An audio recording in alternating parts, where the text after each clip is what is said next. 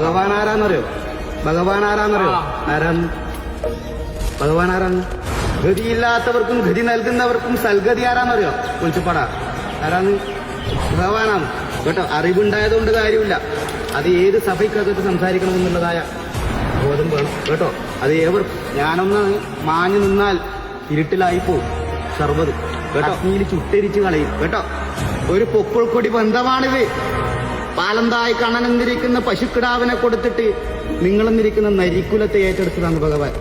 കൈവല്യാമ്പുതഘാതകനായിരിക്കുന്ന ജഗതോധാരകന്റെ മായാവിലാസ ചരിതങ്ങളുണ്ട്.